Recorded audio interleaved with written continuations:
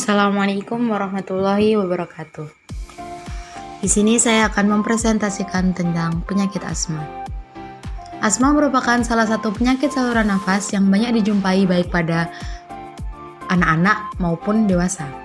Asma merupakan gangguan inflamasi kronik jalan nafas yang melibatkan berbagai sel inflamasi. Dasar penyakit ini adalah hiperaktif bronkus dalam berbagai tingkat.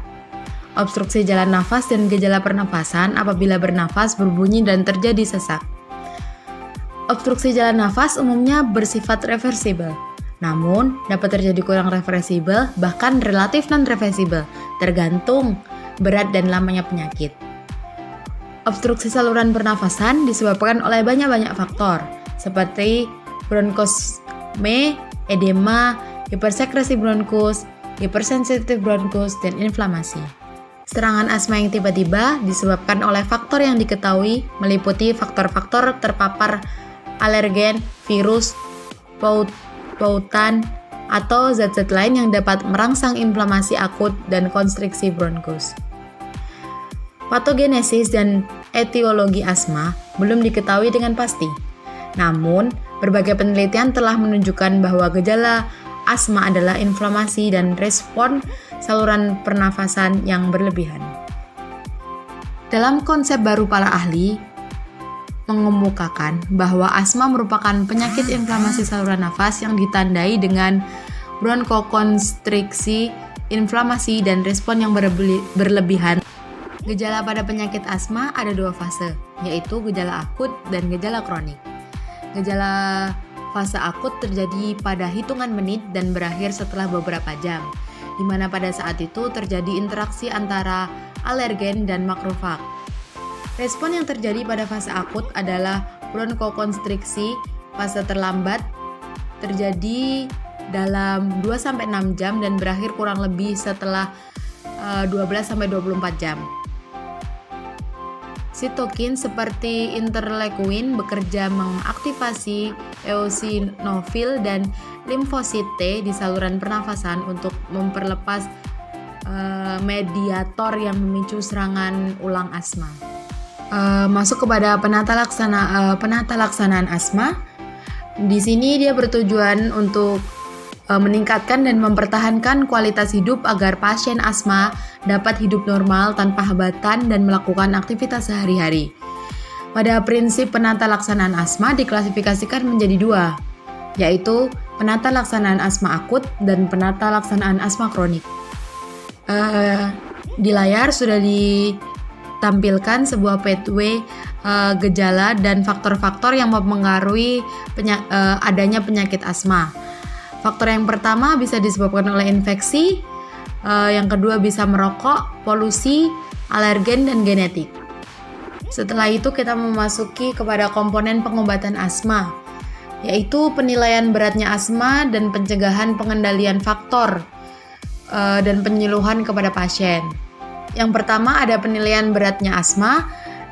Di layar sudah ditampilkan klasifikasi penilaian beratnya asma dari definisi tahapannya dari tahapan 1 sampai tahapan 4 dan usia-usia yang sesuai dengan penanganan. Yang kedua ada pencegahan dan pengendalian faktor pencetus asma. Yang ketiga perencanaan obat jangka panjang.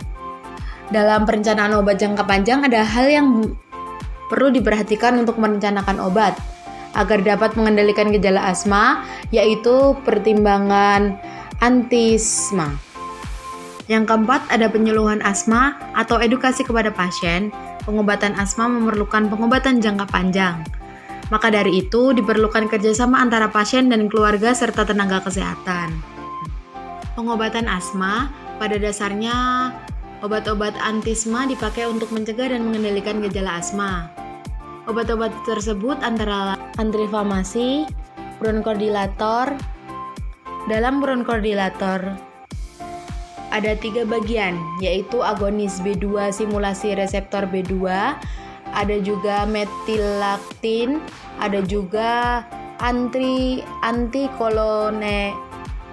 antikolinergik mekanis kerja laborat untuk inhal oral.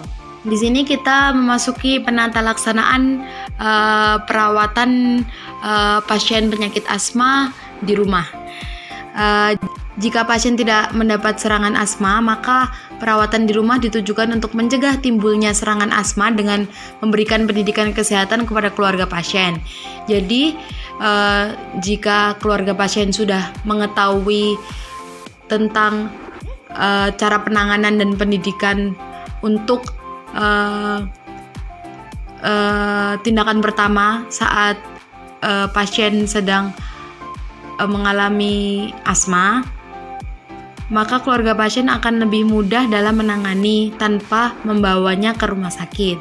Yang pertama, tujuannya untuk menghilangkan faktor pencetus, misalnya debu di rumah dan bau-bau yang merangsang. Itu bisa dilakukan. Dan yang kedua, keluarga harus mengenali tanda-tanda akan terjadinya serangan asma. Jadi keluarga adalah orang terdekat yang sudah seharusnya mengetahui gejala-gejala asma yang akan diderita oleh pasien.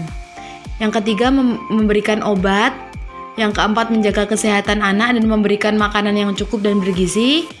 Dan yang kelima, kita sediakan waktu untuk berkonsultasi kepada dokter.